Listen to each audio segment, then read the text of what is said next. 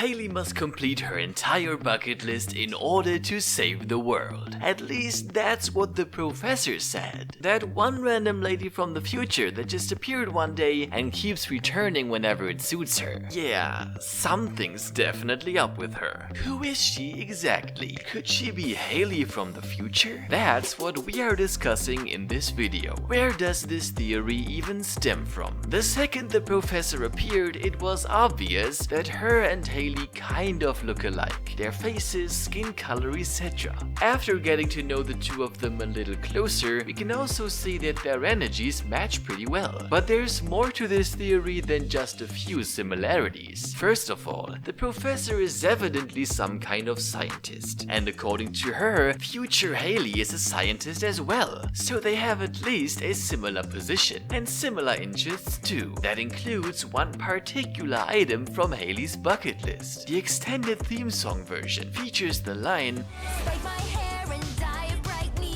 "The professor has this neon purple hair, and her current hairstyle might as well just be the unspiked version of a spiky mohawk," meaning the professor doesn't just look somewhat like Hailey, she actually fulfills a factual criterion of what Hailey may look like in the future. Apart from superficial similarities, her role in the story supports this theory too. Firstly, in the future, Hailey's notebook is portrayed in the future Smithsonian. Not every random person can just come along and borrow the single most important document in history. The list of people allowed to even touch it is probably thin, if not being completely limited to its owner, which is Hailey. Considering the importance of this notebook and also how personal the contents are, Hailey being the only one to carry it is highly likely, unless this is some steal the Declaration of Independence type of scenario and the professor has grand goals that are yet to be revealed. Secondly, how come the professor always appears at exactly the right times to help Hailey out, even delivering precisely the gadgets she needs to save the day? We know that Hailey's journey is documented in some way, given it is such an important event on a global scale. However, since Hailey is not actively recording it at the current time, there is little to no chance that any person besides herself knows these details about her single missions. The single alternative may be being Scott, but he's an idiot. Nonetheless, this leads us to the turn side of this theory, and to the alternatives of who she could be if she is not Hailey. In fact, there are many arguments against the professor being future Hailey. Just like before, let's start with the superficial arguments regarding their characters. First off, while their vibes do match, in the end, the professor does have a different way of thinking than Hailey. Their personalities differ in aspects that I believe would not change about Hailey even as time passes. One example being Hailey choosing Beta over Omega, what the professor could not seem to understand. Moreover, the professor has no freckles and different eye colors than Hailey in both eyes. She also does not wear glasses, though I'd not count that as an actual argument given that future technology can for sure erase Hailey's need for glasses. But one more thing about the future. Based on the extreme technological development, we know that the professor is from at least several decades in the future. To be precise, from at least 50 years from now, given she talks about her favorite show that will apparently be a hit in 50 years' time. In other words, even despite her Hawaiian genes, I doubt that at 64 plus, Hailey is going to look as young as the professor. To be fair, I should mention that the scientists at Nope are developing a youth ray, but since we have no info here whether that will actually be functional by the professor's time, let us ignore it for the sake of the argument. Now, apart from these supposed inconsistencies, the show in fact portrays evidence that future Hailey and the professor are two separate people. The first one being the autograph the professor asked current Hailey for. If they were the same person, she'd have no reason to ask for it, since she'd possess it eventually anyways. And the fact that it really is delivered to her in the future in itself is fundamentally proof enough that the professor and Hailey are not the same person. The second is the recording of future Hailey's voice the professor presented upon first meeting present Hailey. The voice is certainly Hailey's, but certainly not the professor's. Not to mention that at the current time, the show is yet to reveal any convincing reason why future Hailey would hide her true identity from her past self, assuming she is the professor. And if she is not actively trying to hide her identity, carrying a recording of her own voice is totally pointless, as she could have simply talked to Hailey herself, much less that the professor has not been shown to hide her identity on purpose, regardless of if she's Hailey or not. Taking these two arguments into account further gives rise to the question why Hailey did not travel to the past herself that is connected to the professor's identity. The first, boring possibility is that she is just too busy, being an important person and all.